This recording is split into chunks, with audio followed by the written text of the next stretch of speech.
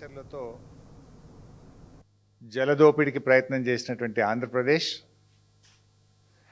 నష్ట నివారణ కోసం, నష్టాన్ని తగ్గించడం కోసం బనకచెర్ల నుంచి నల్లమల్ల సాగర్కు మార్చుకోవడం జరిగింది. అయితే అది బనకచెర్ల అయినా నల్లమల్ల సాగర్ అయినా జరిగేది మాత్రం తెలంగాణ జలదోపిడి.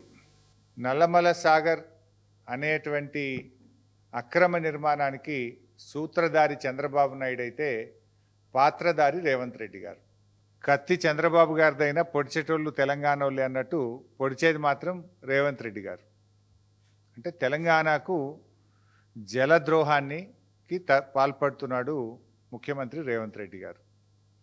మరి రాష్ట్రానికి ముఖ్యమంత్రిగా పనిచేస్తున్నాడా, లేదు బాబు గారికి గురుదక్షిణ చెల్లిస్తున్నాడా నాకైతే అర్థం కావడం లేదు. ఇప్పుడు బనకచెర్లను ముందుగానే పసిగట్టి రణభేరి మోగించింది బీఆర్ఎస్ పార్టీ. ముల్లుగారే కాదు, బల్లెం బట్టి పొడిచినాం. నిద్రపోతుండే గవర్నమెంట్ కనీసం బనకచెర్ల మీద స్పందించకపోతే బీఆర్ఎస్ పార్టీ బల్లెం బట్టి పొడిస్తే కానీ నిద్రలేవలేదు ఈ కాంగ్రెస్ ప్రభుత్వం. మేము ఎన్నో ప్రెస్ మీట్లు పెట్టి ఎప్పటికప్పుడు హెచ్చరిస్తే తప్ప ప్రభుత్వం స్పందించలేదు. అప్పుడు ప్రెస్ మీట్ పెట్టినాం. మేము ప్రెస్ మీట్ పెట్టినాక 2 అవర్స్కు బ్యాక్ డేట్లో ఉత్తమ్ కుమార్ రెడ్డి లెటర్ రాస్తుంటాడు. గోదావరి బనకచెర్ల విషయంలో బీఆర్ఎస్ నిద్ర లేపితే తప్ప ఈ కాంగ్రెస్ ప్రభుత్వం మొద్దు నిద్ర లేవలేదు. మేమే ఎప్పటికప్పుడు తట్టి లేపినాం.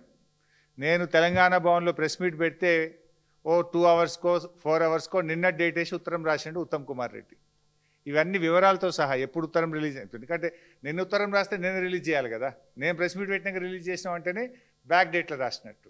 బనకచెర్ల వల్ల తెలంగాణకు ఎట్లా అన్యాయం జరుగుతుంది, బనకచెర్ల వల్ల గోదావరి నీళ్ళు కూడా తెలంగాణకు ఎట్లా దక్కకుండా పోతాయో బీఆర్ఎస్ పార్టీ గట్టిగా పోరాటం చేసింది.